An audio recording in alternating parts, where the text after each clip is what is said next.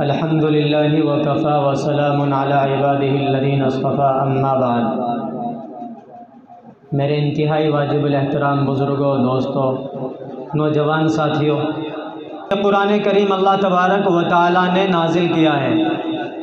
पूरी दुनिया के अंदर जितनी भी किताबें हैं, चाहे आसमानी किताबें हों, चाहे किसी भी धार्मिक किताबें हों, अल्लाह तबारक व तआला ने उसकी हिफाजत की ज़िम्मेदारी नहीं ली। लेकिन अल्लाह तबारक व तआला ने अपने इस कुरान करीम की हिफाजत की ज़िम्मेदारी ली है। फरमाया इन्ना नहनु नज़्ज़लना ज़िक्र व इन्ना लहु लहाफ़िज़ून, कि हमने इस कुरान करीम को नाजिल किया है और हम ही इसकी हिफाजत करेंगे। एक जगह अल्लाह ने फरमाया लौ अनज़लना हाज़ल कुरान अला जबलिन लरअयतहु ख़ाशिअन मुतसद्दिअन मिन ख़श्यतिल्लाह, कि इस कुरान करीम को अगर हम पहाड़ों पर नाजिल करते तो वो इसका बोझ उठा नहीं पाते, बल्कि पहाड़ ज़र्रा ज़र्रा हो जाते। पूरी दुनिया के अंदर किसी मखलूक में ये ताकत और हिम्मत नहीं है कि इस कुरान करीम को अपने अंदर समो सके, इस कुरान करीम को अपने अंदर रख सके। अल्लाह तबारक व तआला ने हज़रत इंसान को ऐसा बनाया कि छोटे छोटे नन्हे मुन्ने मासूम बच्चे इस कुरान करीम को न सिर्फ याद करते हैं, हिफ्ज़ करते हैं, बल्कि इसको महफूज भी करते हैं। और अल्हम्दुलिल्लाह इस कुरान करीम को तरावी में सुनते हैं और सुनाते हैं। कहीं कोई गलती आती है तो पीछे से सामने उसको बताता है। तो ये कुरान करीम का एजाज़ है और अल्लाह तबारक व तआला ने इंसान को ही यह खासियत अता फरमाई है कि वह इसको याद भी करता है, इसको महफूज भी रखता है। ऐसी किताब जिसका अल्लाह तबारक व तआला ने ख़ुद अपने कुरान में पहले ही लफ्ज़ में इशारा फरमा दिया ज़ालिकल किताबु ला रैब फ़ी, ये वो अज़ीम शान किताब है कि जिसके बारे में कोई शक व शुबे की गुंजाइश ही नहीं। इसकी सदाकत में, इसकी हक़ानियत में, इसकी सच्चाई में, इसकी सबसे बेहतरीन किताब होने में कोई शक ही नहीं है। कुरान करीम के एक एक लफ्ज़ के अंदर हमारे लिए अल्लाह तबारक व तआला ने रहनुमाई के उसूल बयान किए हैं। कोई आदमी दुनिया का काम करना चाह रहा है, अल्लाह तबारक व तआला ने उसका भी कायदा बताया है।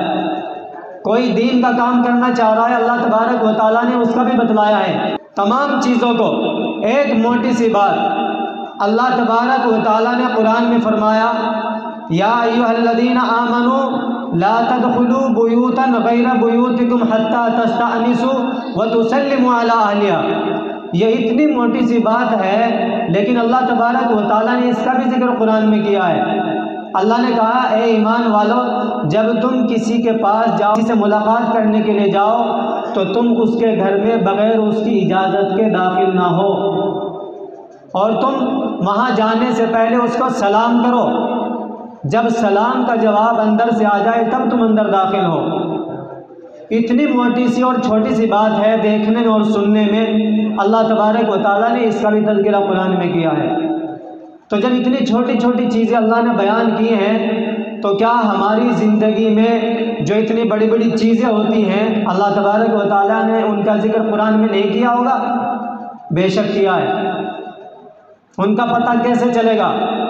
उनका पता ऐसे चलेगा कि कुरान करीम को लफ्ज़न और मानन सीखा जाए, उसको पढ़ा जाए, अपने उलमाए किराम के पास जाकर से उनसे वक्त लिया जाए। हज़रत आपका कौन सा वक्त खाली है? मैं कुरान करीम का तर्जमा आपसे पढ़ना चाहता हूँ। पहली बात तो यह है कि कुरान करीम को लफ्ज़न और मानन सीखना चाहिए, और ये आदमी खुद नहीं कर सकता। अगर कोई आदमी खुद से कोई किताब ला करके और उसमें चंद नुस्खे पढ़ ले, क्या वो अच्छा बेहतरीन डॉक्टर बन सकता है या कोई अच्छा वो वकील बन सकता है? सारी किताबें पढ़ने के बावजूद उसको प्रैक्टिस करनी पड़ेगी। प्रैक्टिस का मतलब क्या होता है? जो उस चीज़ का माहिर होता है, जो माहिर डॉक्टर होता है, उसके पास उसको वक्त लगाना पड़ेगा। जो माहिर वकील होता है, उसके पास उसको वक्त लगाना पड़ेगा, तब जाकर के वो चीज़ें आएंगी। अगर हम कुरान करीम को तर्जमे के साथ पढ़ेंगे तो यकीनन उसमें से बहुत सारा तर्जमा आपके समझ में आ जाएगा। लेकिन कुछ चीज़ें ऐसी होती हैं जो सिर्फ उसके एक्सपर्ट और उसके माहिर ही जानते हैं, वो आपको वही समझा सकते हैं।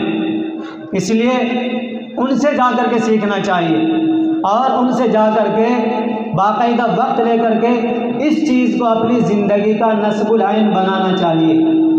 फिर देखें कि अल्लाह तबारक व तआला हमारी नमाज़ों में, हमारी तमाम चीज़ों में जो हम तरावी सुनते हैं, पढ़ाते हैं, नमाज़ पढ़ते हैं, इंशाअल्लाह कैसी रूहानियत और सुकून आएगा। दूसरा अहम पैगाम यह है कि अल्लाह तबारक व तआला ने इस कुरान करीम की हिफाजत की ज़िम्मेदारी का जो वादा कुरान में फरमाया है, तो इसकी हिफाजत की ज़िम्मेदारी का अगर किसी को मुकल्लफ बनाया है तो वो इंसान है। और इंसानों में भी वो कि जो हाफिज़ कुरान हैं, उलमा हैं, मुफ्तियान किराम हैं, जब ये लोग अपने तमाम कामों से फारिग होकर के कुरान करीम के लिए अपनी जान लगा देते हैं, अपनी ज़िंदगी को वक्फ कर देते हैं और कोई 8 साल, कोई 10 साल, कोई 12 साल, इससे भी ज़्यादा का अरसा लगा देता है इस कुरान करीम को महफूज करने की खातिर, इसकी तफसीर सीखने की खातिर और इसके पैगाम को दूसरों तक पहुंचाने की खातिर, तो हम सब की ज़िम्मेदारी बनती है कि हम सब इनका एहसान मानें और सोचें कि जब इन्होंने हमारे लिए इतना वक्त निकाल करके ये चीज़ें सीखी हैं तो इनकी ज़रूरियात का हम ख्याल रखें। इसीलिए हज़रत इमाम मोहम्मद रहमतुल्लाह अलैह रातों को सोते नहीं थे।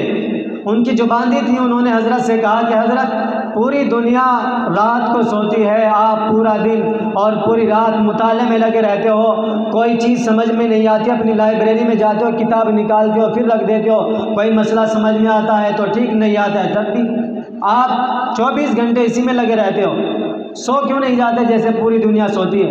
फरमाया कि बेशक मैं भी सो सकता हूँ, लेकिन पूरी दुनिया इस वजह से राहत, सुकून और इत्मीनान के साथ आराम कर रही है कि अगर कोई मसला पेश आएगा तो उसको जा कर के हम इमाम मोहम्मद से पूछ लेंगे, वो बतला देंगे। अगर मैं भी सो जाऊंगा तो उनको मसला बतलाने वाला कौन रहेगा, कौन उनको मसला बताएगा।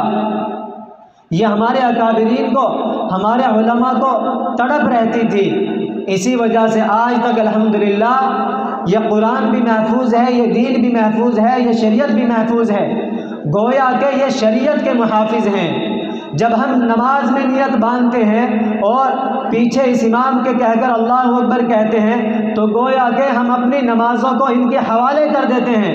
इसीलिए उलमाए किराम ने लिखा है कि अगर कोई इमाम सिर्फ फ़राइज़ और वाजिबात को अदा करके अपने कमरे में जा कर के सो जाए और एक आम मुसल्ली, आम नमाज पढ़ने वाला फ़राइज़ भी अदा करे, वाजिबात भी अदा करे, सुन्नत भी अदा करे और पूरी रात तहज्जुद पढ़ता रहे, तब भी वो इमाम के मर्तबे और मकाम तक नहीं पहुंच सकता। क्यों?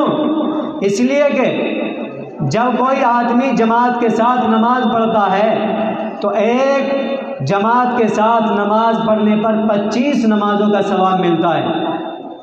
तो पीछे वालों को जब 25 नमाजों का सवाब मिल रहा है, इमाम साहब के पीछे अगर पढ़ने वाले 10 हैं या 20 हैं या 50 हैं तो आप कैलकुलेटर से जोड़ करके अंदाज़ा लगा लो, उन सब की नमाजों का सवाब इमाम साहब को मिल रहा है। एक आदमी की तरफ से 25 का, 50 हैं तो 50 को आप ज़रब दे लो कि कितने बैठेंगे, इतनी नमाजों का सवाब इमाम साहब को मिल रहा है।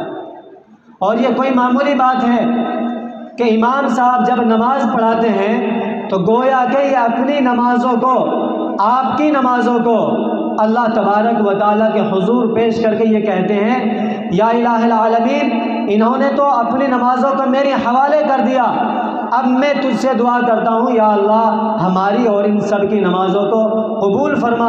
गोया के ये आप सब की नमाज़ों को अल्लाह तबारक व तआला की बारगाह में पेश करके उनको कबूलियत के दर्जे तक पहुँचाने का ज़रिया बनते हैं। मदारिस में पढ़ाने वाले हमारे असातिज़ा और उलमा ये कोई मामूली काम कर रहे हैं। हमारे उलमा तो बाकायदा ये कहते हैं कि ये एक नस्ल को मुर्तद होने से बचा रहे हैं, बाकायदा एक नस्ल को मुर्तद होने से बचा रहे हैं। इसीलिए आप देख रहे हैं कि आज के इस सोशल मीडिया के दौर में ऐसे ऐसे आदमी और ऐसे ऐसे पढ़े लिखे लोग वो कहते हैं कि जी इस्लाम तो बहुत आसान है। बेशक आसान है, आसान होने का मतलब ये नहीं है कि जैसे हम चाहें वैसे अमल करें। अगर 4 रकात अल्लाह ने ज़ोहर में फ़र्ज़ की है तो वो 4 ही रहेंगी, ये नहीं होगा कि आपकी वजह से वो 2 हो जाएं। हाँ, अगर कोई आदमी मुसाफिर है उसकी एक अलग बात है। कोई आदमी ये चाहे कि भाई मैं इस्लाम के ऊपर भी अमल करूं और फिर अपने मुताबिक अमल करूं, ऐसा नहीं हो सकता। शरीयत के जो अहकाम है, शरीयत के जो उसूल हैं वो अटल हैं। अल्लाह तबारक व तआला ने जो कुरान में कह दिया, अल्लाह के नबी ने जो अहादीस में कह दिया, उसको कोई ख़त्म नहीं कर सकता, उसको कोई मिटा नहीं सकता, ना कम कर सकता है ना ज़्यादा कर सकता है। वो तो उसूल है अल्लाह तबारक व तआला के बतलाए हुए। इसलिए बहुत से लोग कहते हैं कि जी रोज़ा अगर कोई आदमी रखना चाहे तो रख ले, नहीं रखना चाहे तो ना रखे। मैं एग्ज़ाम की तैयारी कर रहा हूँ जी, इसलिए मैं रोज़ा भी नहीं रख रहा हूँ। ये तमाम चीज़ें सामने आती हैं। क्यों? इस वजह से कि इल्म की कमी है, इस वजह से कि उलमा से दूरी है। पूछते नहीं कि किन हालात में रोज़ा रखना चाहिए, किन हालात में नहीं। अभी अभी ज़्यादा दिन नहीं गुजरे, एक बाबा के पास बाकायदा एक मुस्लिम फैमिली गई, उनमें एक 12 या 13 साल की बच्ची भी थी। उन्होंने बाकायदा जाकर के उस बाबा के सामने हाथ जोड़े और सिर्फ हाथ जोड़ने पर इक्तिफा नहीं किया, बल्कि उसके चरणों में उन्होंने अपना माथा भी झुकाया और बाकायदा उसको सजदा किया और ये कहा कि हमारी ज़िंदगी की ख्वाहिश और तमन्ना थी कि हम आपके दरबार में हाजिर हों और आपके दरबार में हाजिर होकर आपको सजदा करें। अगर उनको पता होता कि गैरुल्लाह को सजदा नहीं किया जाता, ईमानदारी से बताओ वो सजदा कर लेते? मदारिस में पढ़ने वाले छोटे छोटे बच्चों को यही बतलाया जाता है, ईमान मुजमल में यही बतलाया जाता है, ईमान मुफस्सल में यही बतलाया जाता है। उनको बतलाया जाता है कि अल्लाह तबारक व तआला के अलावा किसी और की इबादत नहीं की जाती, अल्लाह के अलावा किसी के सामने सजदा नहीं किया जाता, अल्लाह के अलावा किसी से नहीं मांगा जाता, अल्लाह के अलावा कोई हाजत रवा, कोई मुश्किल कुशा नहीं है। ये इन छोटे छोटे बच्चों के जहन और दिमागों में बिठाने वाले ये मदारिस और मकातिब में पढ़ाने वाले हमारे असातिज़ा और उलमा हैं। तो ये मामूली बात नहीं है, ये आइंदा आने वाली नस्ल को बाकायदा मुर्तद होने से बचा रहे हैं। यही बच्चे अगर यहाँ नहीं आएंगे तो यही बच्चे फिर जब दूसरी जगहों पर जाएंगे तो वहाँ के असरात को कबूल करके उन्हीं की तरह बनेंगे। आप देख रहे होंगे कि आजकल के स्कूलों में क्या हाल है। आदमी अगर किसी से 10 मरतबा मुलाकात कर ले तो उससे इम्प्रेस हो जाता है और कहता है कि भाई ये आदमी बहुत अच्छा है। तो जब कोई आदमी रोज़ाना स्कूल में जाता है तो वहाँ के माहौल से मुतासिर हो जाता है। तो मैं ये कहना चाहता हूँ, अपने बच्चों को अच्छे लॉयर बनाओ, इंजीनियर बनाओ, डॉक्टर बनाओ, IAS IPS ऑफिसर बनाओ। हमें इन सब चीज़ों की ज़रूरत है। अगर हम इन चीज़ों को नहीं बनाएंगे, IPS IAS ऑफिसर नहीं बनाएंगे, अच्छे इंजीनियर नहीं बनाएंगे, अच्छे डॉक्टर नहीं बनाएंगे, अच्छे लॉयर नहीं बनाएंगे, अच्छे डॉक्टर नहीं बनाएंगे तो काम नहीं चलेगा। लेकिन इन सब चीज़ों को और इन अपने बच्चों को वहाँ तक पहुँचाने से पहले उनको कम से कम इतना बतलाओ कि इस्लाम हमें कहाँ तक पहुँचने की और क्या क्या करने की इजाज़त देता है और क्या क्या करने की इजाज़त नहीं देता। अल्लाह किन चीज़ों से मना करता है, किन चीज़ों से रोकता है, अल्लाह ने किन चीज़ों का हुक्म दिया है, किन चीज़ों से मना किया है। फिर अपने बच्चों को बनाओ बहुत अच्छे डॉक्टर, बहुत अच्छे इंजीनियर, कोई मना नहीं करता। तो इसलिए अपने इन बच्चों को ख़ास तौर से चाहे 1 घंटे के लिए लेकिन मकातिब के अंदर ज़रूर भेजें, ज़रूर भेजें। अगर ये वहाँ आकर के कुछ नहीं पढ़ेंगे, कम से कम माहौल तो देखेंगे इनको पता तो चलेगा कि क्या बतलाया जाता है, ईमान मुजमल का क्या मतलब होता है, ईमान मुफस्सल का क्या मतलब होता है, एक मुसलमान का किन किन चीज़ों पर ईमान होना चाहिए। ये तमाम चीज़ें एक मुसलमान के लिए अज़हद ज़रूरी हैं। अगर इन चीज़ों का पता नहीं है तो फिर ना हमारी नमाज कबूल है, ना हमारे रोज़े कबूल है, ना हमारे हज कबूल है, ना हमारी ज़कात कबूल है। अगर ईमान ही सलामत नहीं तो दूसरी चीज़ों की ज़मानत कैसे ली जा सकती है। तो इसलिए जब ये हमारे अकाबिर उलमा, हमारे अइम्मा, हमारे मदारिस और मकातिब में पढ़ाने वाले, इन्होंने अपने वक्त को फारिग करके अपने और आपके बच्चों को इस काम पर लगा दिया है कि भाई इन्होंने तहैया कर लिया है कि भाई हमने इनको अच्छा मुसलमान बनाना है। ये कहीं भी चले जाएं लेकिन इनके दिलों में हमें ईमान और यकीन की बातों को पेवस्त करना है। तो जब ये इस काम पर लगे हुए हैं तो हम सब की जिम्मेदारी बनती है कि हम सब भी इनकी ज़रूरियात का ख्याल करें। यह नहीं होना चाहिए कि जी कुरान करीम पर जो तरावी पढ़ाई जाती है उसके पैसे लेना जायज़ है या नाजायज़ है। कुरान करीम जो तरावी में सुना और सुनाया जाता है उसके पैसे लेना और देना नाजायज़ है, हराम है। ये फतवा है उलमा का, देवबंदियों का भी, बरेलियों का भी। लेकिन मुझे एक बात बतलाओ, कुरान करीम के पूरे जो 6666 आयतें हैं, इनके तो दूर की बात, कुरान करीम की एक आयत तो दूर की बात, कुरान करीम के एक नुक्ते का भी कोई बदल दे सकता है? बताओ, दे सकता है कोई? नहीं दे सकता। तो ये हमारे दियार में, हमारे इलाक़ों में जो नजराना समझ लो, हदिया समझ लो, ये कुरान करीम की उजरत या कुरान करीम सुनाने की वजह से नहीं दिया जाता। ये तो इस वजह से दिया जाता है कि भाई इन्होंने अपने वक्त को फारिग करके हमें कुरान करीम सुनाया है, तो हमें चाहिए कि हम भी इनकी ज़रूरियात का ख्याल करें। इनकी ज़रूरियात का ख्याल करते हुए दिया जाता है। कुरान करीम का तो कोई बदल दे ही नहीं सकता, पूरे कुरान का तो दूर की बात, एक नुक्ते का भी नहीं। जब लॉकडाउन लगा था, पढ़ने वालों की तादाद कितनी थी? 4 या 5 मसाजिद में। उस वक्त भी लोगों ने पैसे दिए थे। तो पता चला वो कुरान करीम की वजह से नहीं, बल्कि वो इस वजह से दिया जाता है कि भाई जब ये हमारे लिए यहाँ पर खड़े होकर के कुरान करीम सुना रहे हैं तो हमारी जिम्मेदारी बनती है कि हम भी क्या करें, इनको हदिया दें, इनको खुश करें। फिर बहुत से लोग कहते हैं, कोई 200 देता है, कोई 300 देता है, कोई 500 देता है, कोई 1000 देता है। तो अगर किसी को रग़बत के लिए कहा जाता है कि जी थोड़े बढ़ा लो, तो सामने वाला कहता है कि जी अपनी खुशी से जितना देना चाहिए उतना लेना चाहिए, इसमें ज़बरदस्ती नहीं करनी चाहिए। बात तो ठीक है, ईमानदारी से बताओ, जब हम अपना कोई काम करते हैं या अपने बच्चों को कपड़े दिलाने के लिए जाते हैं या अपनी कोई शादी होती है, क्या हम जब भी यही करते हैं? क्या हमें उसमें अपनी खुशी नज़र नहीं आती और उसमें भी हम 200-300 में काम चला लेते हैं? जब हम अपनी शादी करते हैं तो अपने जो बड़ा सबसे मेहमान होता है, चीफ गेस्ट होता है, उसको तो दूर की बात, जो बर्तन धुलने वाला होता है, जो भंगन होती है, जो ढोल बजाने वाला होता है, हम उसको भी राज़ी करते हैं। अगर वो उसको हम 500 रुपये या 1000 देते हैं और वो कह देता है मैं नहीं देता, तो हम उतने देते हैं जितने में वो राज़ी होता है।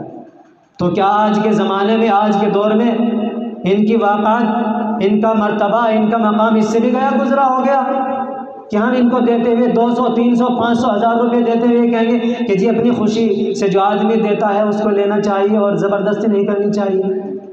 ये अच्छी बात नहीं है।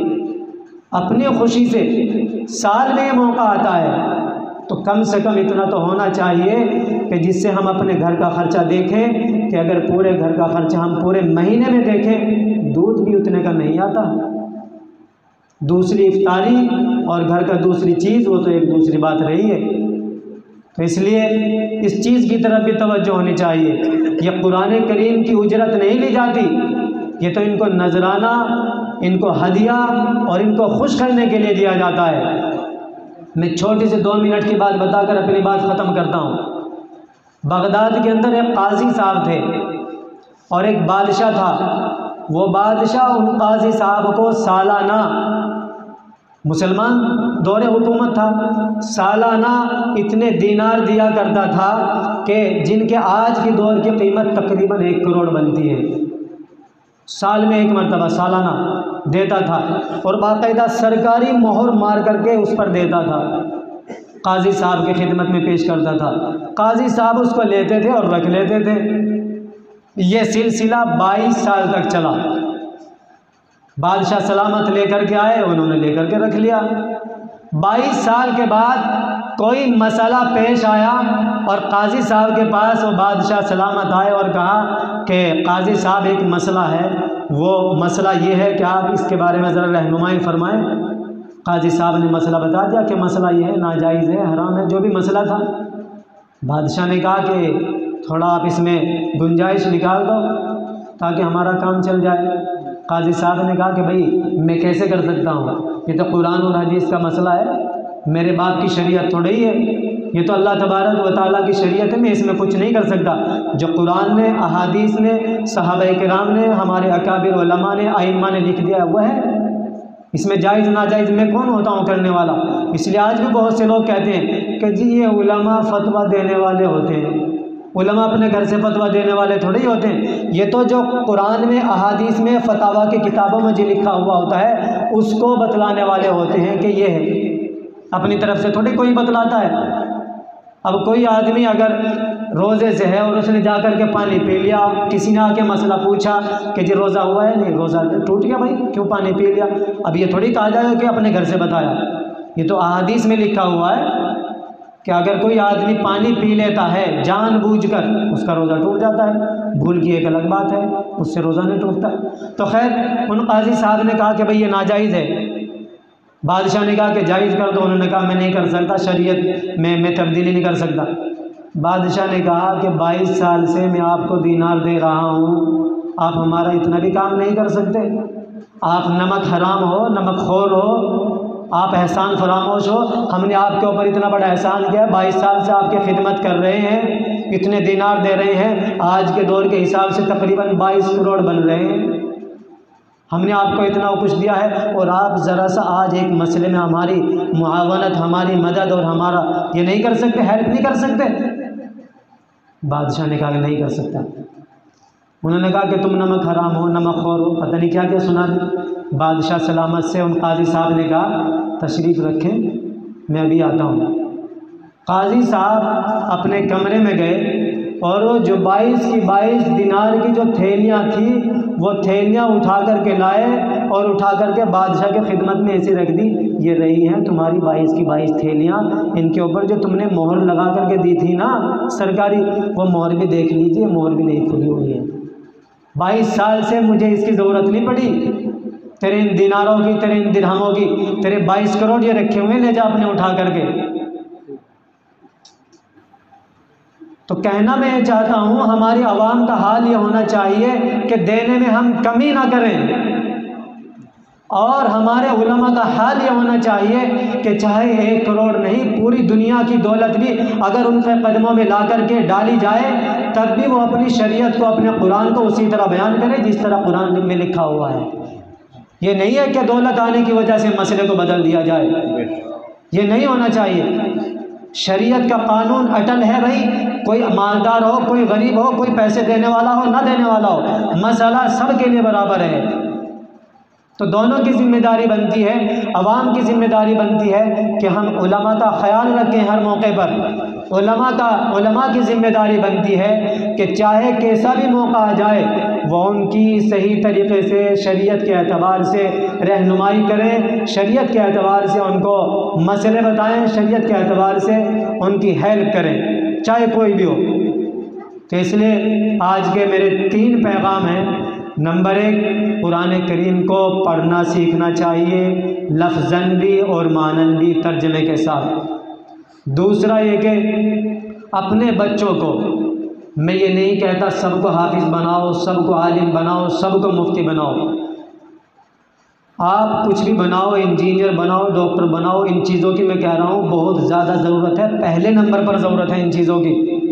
अच्छे डॉक्टरों के, अच्छे इंजीनियरों के, अच्छे IPS ऑफिसरों के, IAS ऑफिसरों की पहले ज़रूरत है इनकी आज के दौर में। लेकिन ये बनाने से पहले उनको इतना पक्का मुसलमान बना दो कि किसी भी पोस्ट पर चले जाएं वो इस्लाम के ख़िलाफ़, इस्लाम के मुखालिफ कोई काम ना करें, शरीयत के मुखालिफ कोई काम ना करें। उनको पता हो कि हमारा दीन किस चीज़ की इजाज़त दे रहा है, किस चीज़ की इजाज़त नहीं दे रहा है।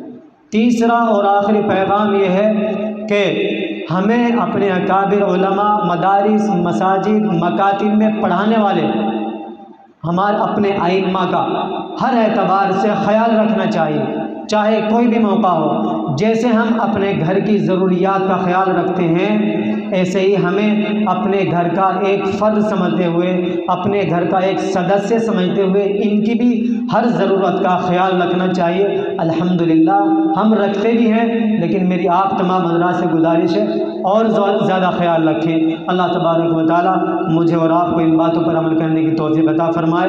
आमीन व आखिर दावाना अनिल हम्दुलिल्लाहि रब्बिल आलमीन।